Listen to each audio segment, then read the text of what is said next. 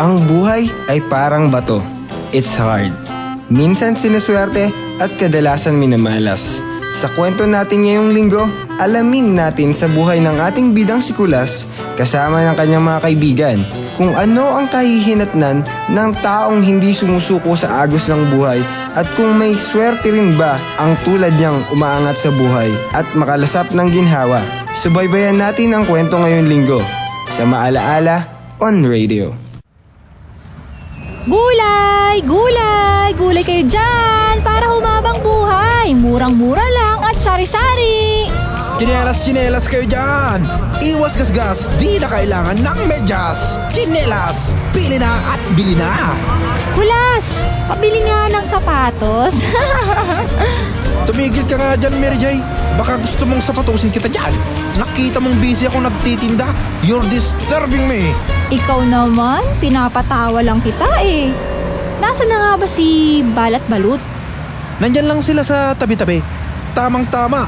Pag nakita natin sila, merienda muna tayo. Taho! Taho kayo dyan! Pampalakas ng tuhod para sa mga uugod-ugod! Taho! Taho! The old nuggets, toknining, kikiam at fishball, kahit pagod siguradong busog. Bili na! Mary J, nandun na pala si Balat Balot. Tara, salubungin natin sila. Aray, ang init. Oops, sorry. Tumingin ka naman sa dinadaanan mo. Hindi ako tinapay para banlawan ng mainit na kape. Sus, Mariosep, mukha akong trapo nito. Oh, Kulas! Mary J! Kamusta ang araw nyo?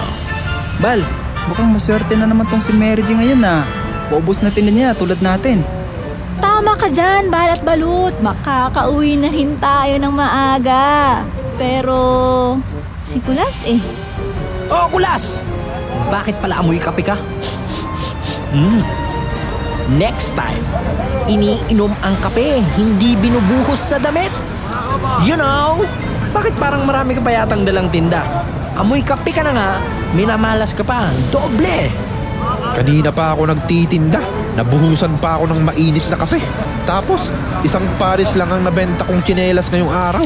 At pag minamalas ka naman talaga, may humugot pa ng 3 pirasong tsinelas na tinda ko. Paano ko ito ibibenta? Walang kapares. Hay nako, wala naman akong balat sa puwet para malasin. Nakakapagod. Parang ayoko nang magtinda. Hoy! Magpapamatay ka ba? Tumabi ka nga dyan. Sinilasin kita dyan eh. Kawang tumabi, daanan to. Sasagot ka pa eh. Tabi! Relax ka lang, Kulas. Ano bang kamalasan ang dumapo sa'yo? Sunod-sunod ah. Baka naman di ka lang naligo. Amoy paa ka na kasi. Biro lang, Kulas. Alam mo, pagod mo lang yan. Magtaho ka muna para lumakas ang tuhod mong ugod-ugod. Tama! Libre muna kita dito sa mga paninda ko kahit pagod. Busog, di ba mas magandang mamatay sa high blood kesa sa ulcer? Tandaan mo yan! Tandaan! Salamat mga tol. Ito, remembrance ko sa inyo sa araw na to. 3 pirasong tsinelas na walang pares. Itago nyo yan. Baka may swerteng dala yan balang araw. Huwag kang mag-alala, Kulas. Lilipas din yan. Cool ka lang. Hay, ano bang kamalasan tong nangyari sa akin? Wala na bang swerteng natitira pa sa akin?